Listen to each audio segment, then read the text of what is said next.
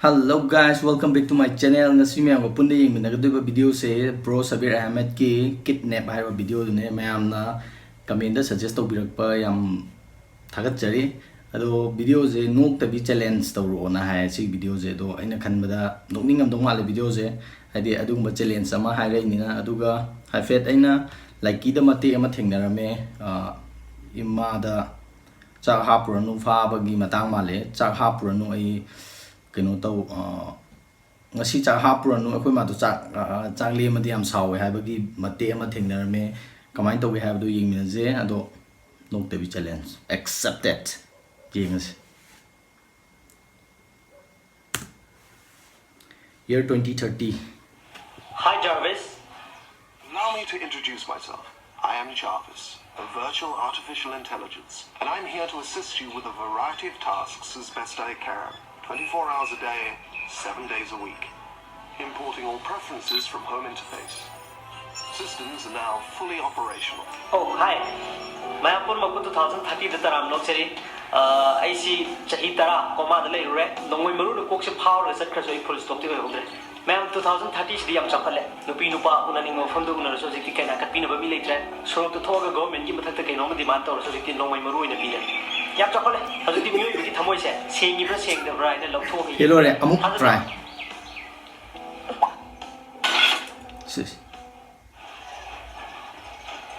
Makho jira like star makhai gi zoo ni da sarkar na makhoi gi tongan ba zoo ma sem kre tawdabu mi di yeng balak yong oni yeng balak yong haire ka na no pi gano hojikti mi da gi yong ni hena singre aduga mi ni yong ma hore adu mayam ai si je kamai na taw khibno adu mayam da wari leaser ke ha na disclaimer yeng disclaimer. Hello guys, I say shakta ba yam koi re do nang asini lamhang se say practice to gina tholak mane.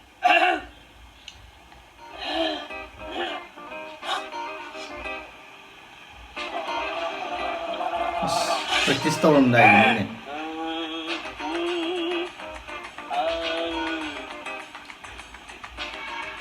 मिले हो तुम हमको बड़े नसीबों से चुराया है मैंने किस्मत की लकीरों से मिले हो तुम हमको बड़े नसीबों से चुराया है मैंने किस्मत की लकीरों san kung jalakwan na soy gre nong ni nge ba ka से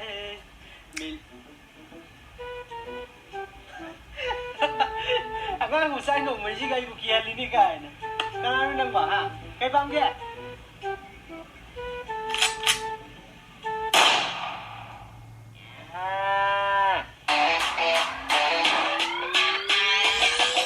just game ku buta le sina si kang ku na ma le pa tu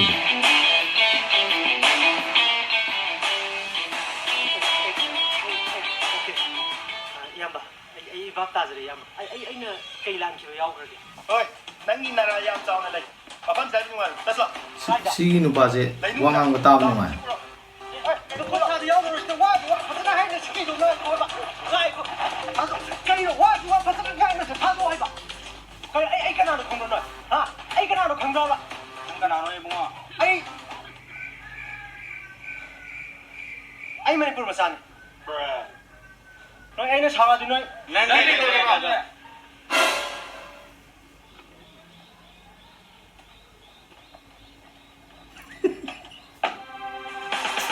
ngamde bro as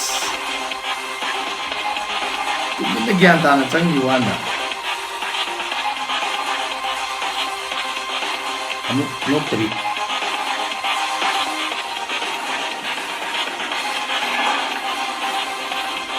Yamba. Ai phone nó tao gì ba. Che. Ya kui sai sao? Kana tau ding no. Hello ima. Ai ngasi numidang ki chang apura no. Oi si ai na call tawak ni thamage. Ai khoi ma di chak le ma si yam saw le. Gi ai o. adu bi hai bai em ji le no di no tram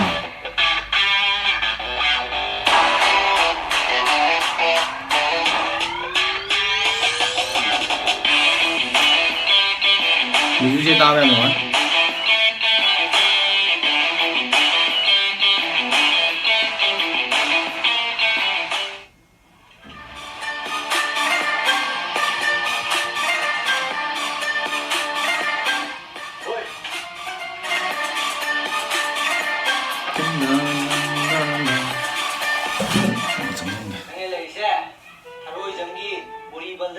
ꯅꯔꯥꯅꯤ ꯏꯕꯨꯡꯉꯣ ꯑꯩꯒꯤ ꯀꯔꯤꯔꯥ ꯂꯧꯕꯨꯛꯇꯗꯤ ꯍꯥꯏꯒꯗꯧꯒꯦ ꯅꯪꯒꯤ ꯅꯔꯥꯅ ꯍꯥꯏꯕꯣ ꯃꯅꯤꯄꯨꯔꯤ ꯃꯆꯥ ꯑꯣꯏꯔꯒ ꯅꯪꯅ ꯍꯤꯟꯗꯤ ꯏꯁꯩ ꯁꯛꯄ ꯀꯔꯤꯒꯤꯅꯣ ꯌꯥꯗꯦ ꯏꯁꯩ ꯂꯩꯇꯕ꯭ꯔꯥ ꯈꯨꯠꯁꯥ ꯈꯣꯟꯗꯤ ꯌꯥꯝ ꯁꯛꯄ ꯌꯥꯗꯦ ꯁꯛꯄ꯭ꯔꯥꯕ ꯅꯪ ꯍꯥ ꯅꯪ ꯅꯀꯣꯛꯇꯨꯗ ꯇꯕ꯭ꯂꯥ ꯍꯥꯏꯕ꯭ꯔꯥ ꯐꯔꯦ ꯅꯪꯒꯤ ꯅꯔꯥ ꯀꯣꯛꯄꯤꯌꯣ ꯍꯥꯏꯗꯤ ꯃꯅꯤꯄꯨꯔꯤ ꯏꯁꯩ ꯐꯖꯕ ꯑꯃ ꯁꯛ ꯑꯗꯨꯒ ꯇꯥꯍꯜꯂꯣ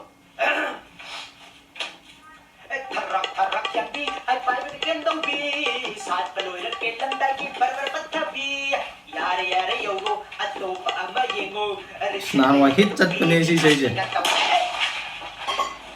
Sakti yang saya tu betul-betul mending orang biasa saya ni ha, lupi kue fang dapat gada, kerana dia tu menupi sida biasa saya agak, dia lagi apa, saya sekarang ni bro, saya sih ini tu, ayam far pun macam ni, mana nak kapi? Ya bos. Lupi sida berada di rumah ni sini. Mua nangi Panthoiba laina video tu dah nang nupi ki matang dah hai mea tu ai su khai aninge adubu nupi mea complain la ine nupi khara de nang phana ba contract offer piratana ai di accept do re aduna nang punishment thang da adubu ko phat mi de te ngonda option khara bi ga option singa da apa punishment adu khanja oi mega ga le kuma option number 1 da yeban masal sidan de ke to uphan la yai ba option number 2 da na nange skin do le na majet le aga thum dai ba aduga option number 3 da na nange khud ki khong ki khujin do plus ma pai ga ting ni sakpa option number 4 da na Facebook da nupi macha ma ge live video yeng ba hello ya ba option number 4 so ni tau ji ya ba oi option number 4 ngalo Kanai live ni.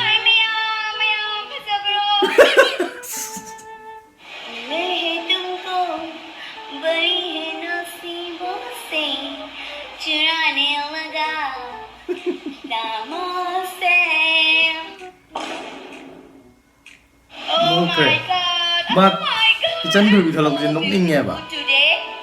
Ma wen hapa koi wan ate ap da bi da.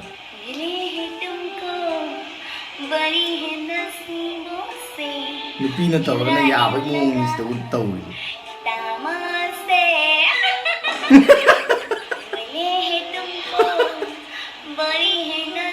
Adum no ge yadre.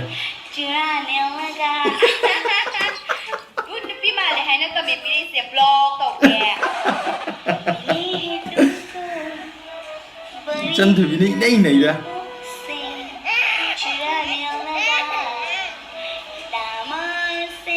Mua xe rồi chứ.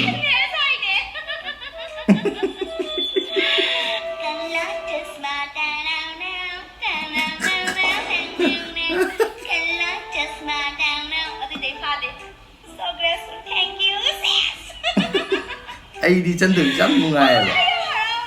Mang nó sâu ấy.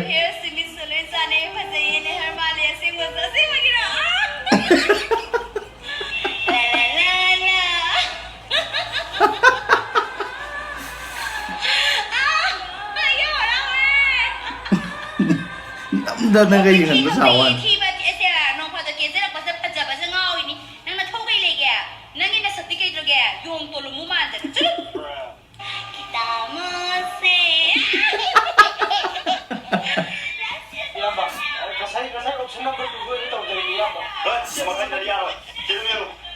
Oh my god, I'm very happy today because I think I'm very beautiful right now. Thank you so much, Tamfa, for your precious medals. मिले हैं तुमको बड़ी है नसीबों से Chân thử biết chọn cái xôi rồi.